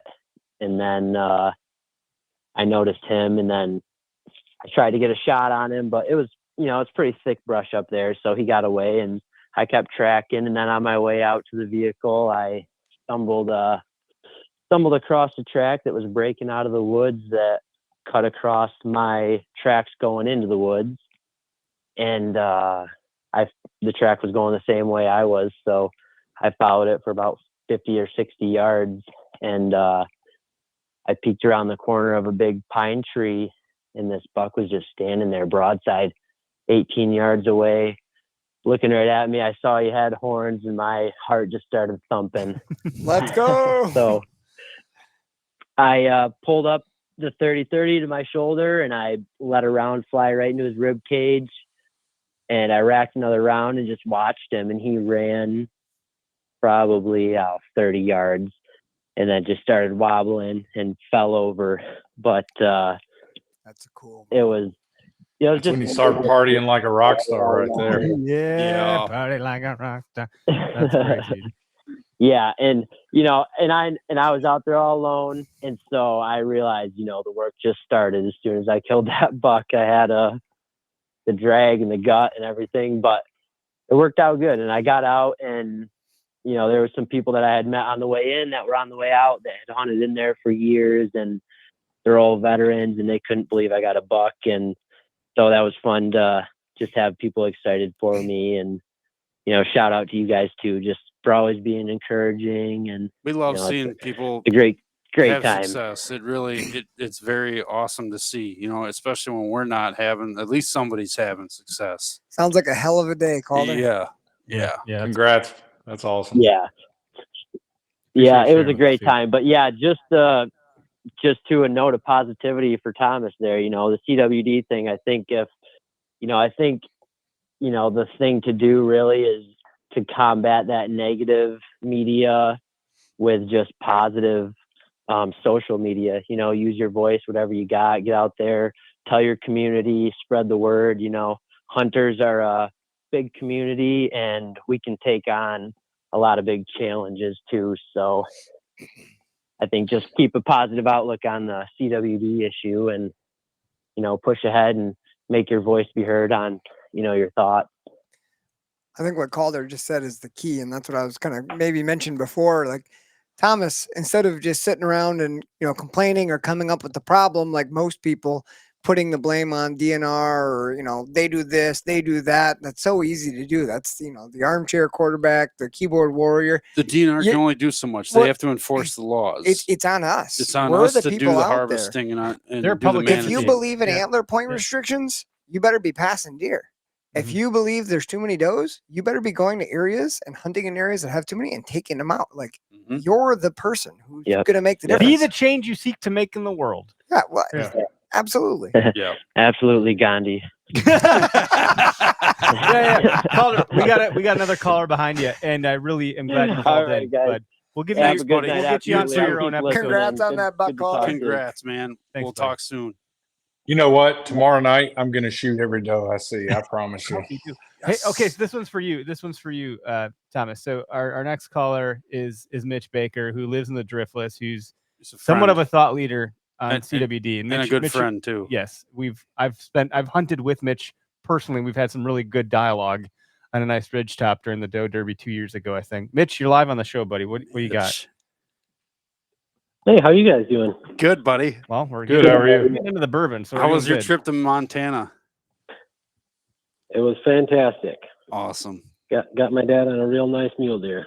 Sweet. Mitch is a lot older than me and in better shape than I have never killed a muley. None of us in this room have you? No, I haven't. Elk, but not a muley. Not a muley. Yeah, so that's a pie in the sky Are dream. you Yeah, saying Millie or Muley? It was a lot of fun. It was great. It's awesome. Have some more of this. But anyway, Mitch, what do you know? Well, I figured since you're talking about CWD, I'd call in because, I have opinions on that. You certainly do. You certainly do. And you live in the heart of CWD country, so let's hear it. Yeah. And well, we've been testing, and obviously I pull lymph nodes for everybody, and I don't think it's the case that we get more bucks in than does, really. So I don't think that's an issue as far as why the prevalence seems to appear in bucks more. But the previous caller mentioned, how New York, and on Meat Eater, they talked about how they kind of squashed it out in New York. And that is basically what we tried to do in Wisconsin when they first found it, but it was probably a little bit late. And that's just target the area that has it. And that's why after the first year of finding it, they tested 40,000 animals. So they could try to target where to, thin the herd, basically. And that's sort of what Illinois did when they found it at the exact same time. And they've done a pretty good job at keeping the percentages low. They've just taken a different route than Wisconsin did, right across the border from the same, kind of the same herds. And that's what Illinois has done in the last 20 years, is just when they find some cases, they focus more targeted hunting in those areas. And it seems to have, sorry, I'm babysitting. My daughter is just screaming at me. Well, that's not babysitting. That's parenting, my friend. Parenting, yeah. That was my son might have a broken foot apparently tonight. So waiting to hear the results on. Well, and Mitch, let me just preface kind of what I said earlier. So in North Carolina, the only mandatory testing dates are November 4th through November 27th. Oh, you got to be kidding me. So that would be a buck heavy time. Yeah, so that's during the rut. So that's when you're, because voluntary, and back it up a little bit more. I don't know what your percentages are where you're talking about, but here the percentage is less than like 0.01% of deer tested. We've only had 7 cases in the whole state. So it just seemed all I was saying is they put a lot of burden on the hunter for a very, very low percentage. So.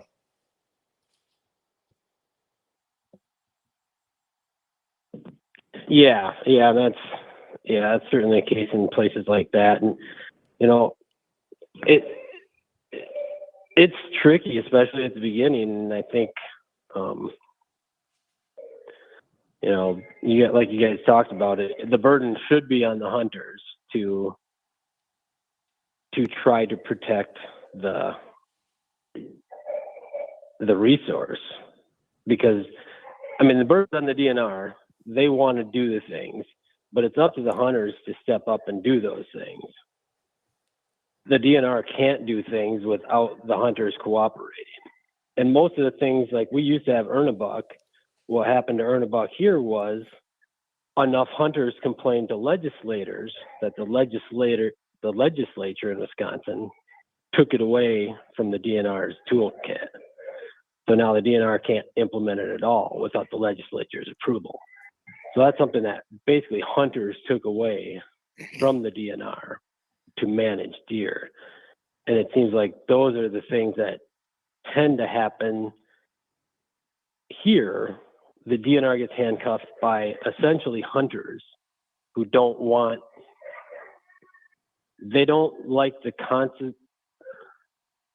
CWD because the consequence of CWD is they don't get to do everything that they want the way they want to do it. And that goes along with harvesting does and the like. So it's really tough for the DNR to do anything without hunters actually being handed with them. So, and please don't take this as me arguing with you. So please don't take this as me arguing with you, because that's not who I am and that's not what I'm about. Because I do believe that it's an issue, but like where I live, if I go hunt a county next to me, I literally can't bring the deer home to process it. I'm supposed to debone it in the woods. So counteractively, there are people not killing deer. That would be a challenge. Because you can't take the deer home to process it. And is it, I would rather them do something like, if you take it home to process it, you also have to take the bones back to where you got them from and bury them, which I would be on board with that. Yeah, or like the dumpsters that we have. Yeah, we're lucky and we have the ability. We have programs. We have a dumpster program, which Mitch and Liz actually really worked very hard to get implemented here in the state. And along with a couple of other really key players like our friend Doug Duran, we have, like in my town at my DNR station, I have a dumpster. If that one's gone, I have a public hunting grounds right across the border, the county border from me, from 10 miles away, Goose Lake. I can go put bones there too. I can dump my carcasses there. So that's what makes it better. But Thomas, you're saying it's so new there that they probably don't have the infrastructure. They don't have the infrastructure. They have no way of really dealing with the situation at all. And what's a little bit, I get what Mitch is saying. It's on the hunter to do the voluntary testing and bring it in, and that's absolutely right. It's a little bit sucks because maybe the ship has already sailed, but we had a perfect system in place to counteract that, and it was in-person registration. Yeah, where you had to bring it in to be registered. And many times there's, like on a popular weekend like Wisconsin's Gun Opener, there would be attendants there who would take samples. And that was wonderful. But I get took away. Yes, it is, and that required a lot of manpower. I get that, but if that was a great enough system people to help. But now there's enough people that are willing to volunteer with to help. Yeah. Well, for instance, I hunt in Texas. It's my favorite state to hunt in. Do you know that Texas doesn't even make you call in your tag? Every year, they don't even know how many deer were killed in the state. Well, there's a lot. I'm sure. You get 3 buck tags and you get 3 doe tags as an out-of-state hunter. And I could use all 6 tags and I don't have to call anyone. The only thing I have to do is, if I take it to a processor or a taxidermist, I have to wrap the tag around the antler, but there is no checking it. So and the reason I bring that up is Texas now has CWD. So you got a state full of hunters that have done it a certain way for a period of time. And I'm certain now they're going to be asked to start doing testing. And I think the reason that hunters don't play along and they push back is, whenever you do something that is mandatory, we are a group of people that does not like mandatory. Yeah, there's some psychology to that for sure. Mm-hmm. Yeah, because a lot of us, are Second Amendment guys. A lot of us are that way of thinking. So whenever we hear a government entity tell us that we have to do something, it is human nature for that person to push back. And I think if they were volunteer systems or just made it easier, like for instance, I'll give my state a little bit of credit. at the processors now, they are paying processors $20 a deer to pull the sample. So every deer that comes to the processor is getting sampled. Yep. But the worst part is, like Greg talked about, they're all going through the same grinders. The sample, so I killed a doe back in October 10th. I still don't know the results. Because they haven't gotten to it yet. They haven't gotten to it yet. Yeah. So my results probably within a month, maybe less. Yeah, I still don't know the results. So, Mitch, you're still there. What do you I don't know if there's any other additional thoughts. It's a complex topic. It just is. Yeah. We're further along because you brought up the idea of the state paying processors to take deer in, and then those go to the food pantries. That's a program that we have here in Wisconsin, but the processors don't like that because they have to wait for the CWD results before they process those deer. I see. So then they're working around those deer for a week and a half, whatever it takes to get the results back. And so we had processors in my county that were part of that donation program, but they all got out of it because that slows down their process. And that makes it tough. So we have that process in the state. It just process. It's not effective. It's not effective. It's not enough money apparently for the processors to do it. Well, no, to deal with the trouble. It's not enough money. So. We're not efficient enough at our testing yet. We're suffering from deficiency of efficiency. So Mitch, I have a question. When a process, like 4 or 5 days as far as testing goes for me getting mine back. Thomas is going to ask what I'm asking. Go ahead, Thomas.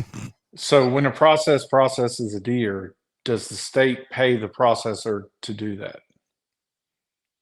Yes. So I have a perfect solution. I don't know how much it is. I have a perfect solution. And I hope the DNR is listening to this in North Carolina. Pay me $30-$40 to process and then take to a food bank and donate. And also, part of that is I have to turn in the nodes. I mean, it's not hard to pull the nodes. I mean, anyone can do it. So if they would start a program where they $30-$40 off your processing fees, which have gone up. So if you're going to but I'm just saying, like, if I process it myself, which I used to do all my deer, but now I can't bring my deer home unless I get it all muddy and cut it up and debone it in the woods.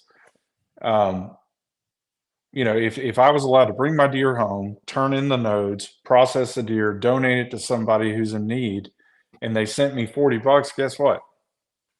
I would do it all day. Mitch, do you know?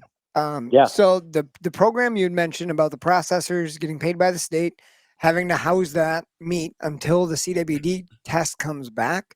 If the test comes back positive, is that meat just disposed of? I imagine so, because I don't think the DNR wants to be part of putting that meat into the food banks.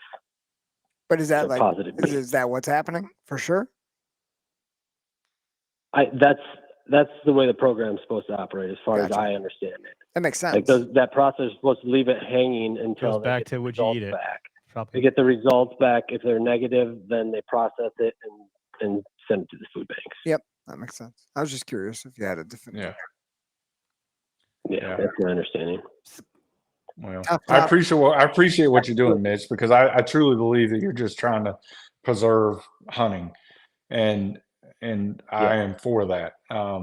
I just think that sometimes the marketing around CWD and the way it gets broadcast to hunters gets a little misconstrued. Media gets some good attention out of it. That's part of the problem. They put a fear-mongering headline out, and it gets a bunch of clickbait traffic. They get their views and ratings and so forth, and unfortunately, it has a negative impact. But if you're, we've hunted with Mitch. Yeah, I agree. He's one of us, as far as I'm concerned. I think he's better than us. He loves hunting just as much as the rest of us. So I'm the same as you guys. I don't know, Mitch. You're pretty fit. Which I love to hear, because the biologists here, most of them don't hunt. So yeah, we're fortunate that we have some biologists that do hunt here, and we got people that care. Thomas, honestly, I gotta say, man, I didn't expect this topic coming out of this podcast with you. This is I great. thought we were gonna just get trashed. Yeah, like yeah. No, this is no. good.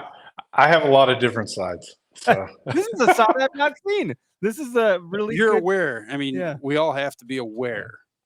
Yeah. That's most of the battle, and if you're not aware, if you're just going to dismiss it as well, it's a hoax. It's a bunch of crap. But I think like, look, it doesn't change how I hunt. It doesn't change. I'll never stop hunting because of CBD. I'm not one of the hunters that's going to be impacted by a negative message. Me. That being said, I'm always happy to provide testing because I think I'm a believer in data. I love making data-informed decisions as a marketer. So, like, if they're trying to solve a problem, let's give them some more data. I don't see anything wrong with that part of it. No. I'm willing to take a couple extra steps out of my, quote unquote, drive or process or whatever I'm doing to ensure that that's happening. So, like, I think that's fine. I'm nervous. I turned in 5 deer last year from that property. I turned in another 4 this year. 9. Look at that. So 9 deer, and I would assume that they're going to be negative just like last year's, but you never know. Yeah. There's a lot of deer in that area. But do you wait to eat them?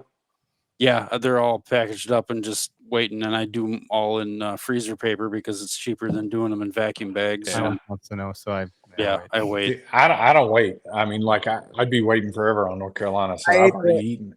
Tenderloins are different. Tenderloins are a different story, maybe. I mean, all my deer were very fat and healthy, so I don't predict that they're going to be a problem there.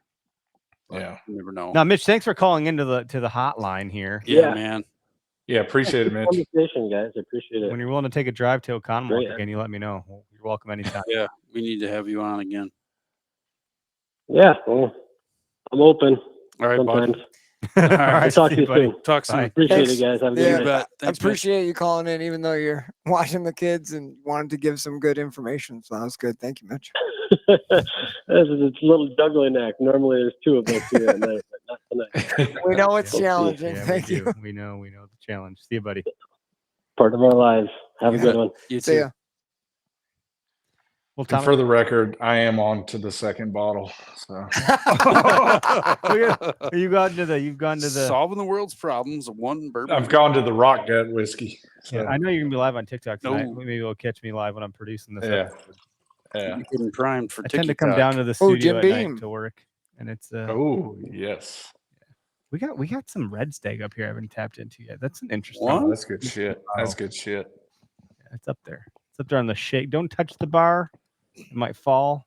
But it hasn't yet. That is a sketchy looking pallet bar. Very worried about It's gonna fall. Hey, grab that off there. No, you can. I'm not. I'd love to lighten the load, but I have a very. So I got to tell y'all, Wisconsin's on my bucket list. So hey, you're come on welcome over, anytime. buddy. Come on up. We'll point you in the wrong direction for sure. Not because we're, I can show you where deer aren't. Yeah, that's okay. We think you guys are gonna laugh at this. I've never hunted public land in my life. Ooh. Really? No shit. Hey. No, I mean I have 22,000 acres of private land to hunt. Why would I in public? Yeah, there's no I reason. wouldn't either. I tell you what, though. But if you're sharing that 22,000 acres with several other hunters, it might as well be public. How did you get access to this 22,000 acres? Well, let me go through this. So I have 1,800. No, I have 2,200 in North Carolina, and I manage with another guy all the leases. And then, so I'm in sales. My buddy sells insurance. We meet a lot of old people. Our first question is, do you have land? and you murder them. Yeah. So if they do have land, we're like, okay, we'll pay you X amount for each acre. And then, so I go to Missouri, I hunt 200 acres there. I've got a really good friend who owns that 200 acres. And then I've got 8,000 acres in South Texas. My cousin owns that ranch. And then I have 11,000 acres that I paid in to be a part of the lease in West Virginia. And there is 19 hunters on that 1,100 acres or 11,000. I was going to ask what you did for a living, but you answered that question. That actually isn't terrible for the amount of acreage per hunter. That's decent spread out. Yeah, and the cool thing about West Virginia is all the land is owned by either oil companies, tree companies, or coal companies. So you can get a lease in these bow-only counties for like $1 an acre. Wow. So it's super cheap. I only paid $900 to be a part of that lease. So it's a good deal. That's not a bad deal at all. Yeah. This is off topic of anything we've talked about tonight, but well, not necessarily. You talked about a target buck and how that's miserable. Did any of y'all watch, including you, Thomas, the Seek 1 200? Oh, did you guys watch that was insane. His dedication and his obsessiveness screams worth the watch. No, could not do it. Worth the watch. I don't know how the hell he did that thing. Well, he created a lot of issues for himself because did y'all see when the cell cam went off and he was like, "It's walking this way"? Yeah, I thought the exact same. Yeah, and then a couple minutes later, here it comes. That was like yep, here we go. Well, and the rumor, I don't know this to be true, so I'm not going to say it's 100% fact, but the rumor is this buck is like super well known in that area, and like people would like take selfies with it, is what I heard. So I haven't heard the conversation. I don't. Last year? Oh, sorry. I thought Greg had a steel trap, but I guess he doesn't. I guess I wasn't paying attention to what those guys were doing because there's so many other people out there doing things. All I gotta say is like the concept of target buck, going all in, so on and so forth, yada yada. But like the ability to like, it's X amount of miles away, and this, like, how the hell are you? Yeah. And that's where like people's bitches about cell cams is. But no, not even cell cam. There was in some cases he just like went to other areas.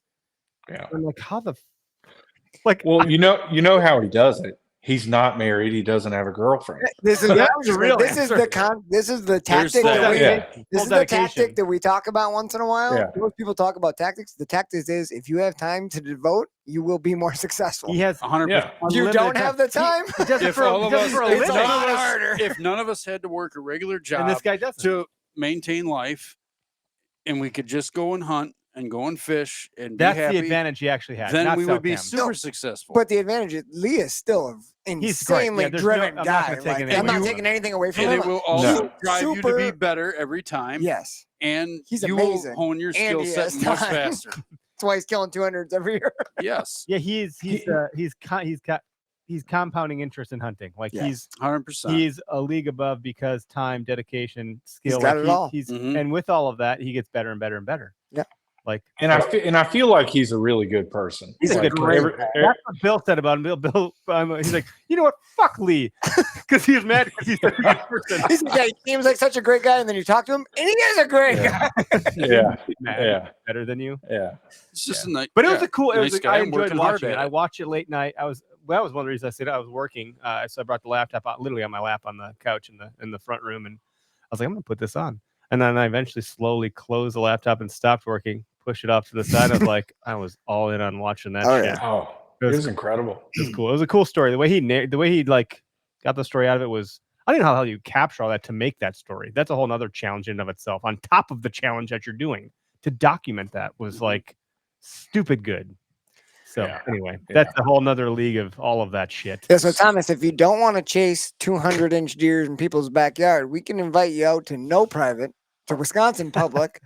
You can come join us. Wisconsin public is interesting though. Yeah, like, I mean, there's always potential for good deer on Wisconsin public. There is. So in Missouri, there's CRP everywhere. So I guess that's kind of similar. But look at the screen. CRP is a bit more different. Rick the Pheasant, I'm here to tell you, unlimited time hunting hasn't made me much better. Maybe next year. Guy can have goals, Rick. Guy can have goals. Yes, Rick. That's a closing statement right there. How do people find you, Thomas the Train? So basement decorator on Instagram. On TikTok, it's basement_decorator because TikTok's weird. It is, but no, I've also got a YouTube page, Basement Decorator, and I just try to put, I think Eric's probably shocked at how serious I've been, but I try to keep it a good mix of serious, funny. I love hunting, and I like to have fun while doing it, and like to celebrate with whiskey. So, cheers, man. Well, thanks again for being here. We'll end the live broadcast. We'll keep you on for a minute. I'll end the whatever. I don't know, Instagram. And I don't know, go follow Basement Decorator. He's a good dude. Most of his content's pretty damn entertaining. This is a serious side of Basement Decorator that I did not know existed until this show. wasn't prepared. You should have challenged me to a shotgun or something, you know? Maybe. You drank enough bourbon, so I figured we'd be in a new territory here. But when you come to Wisconsin, we'll happily host you. Yeah, let's do it. All right, cool. Man. Well, thanks everybody that tuned in. We got one more to go for this calendar year, so stay tuned for next week. It'll get weird because it won't this time. We're gonna need Calder's headphones.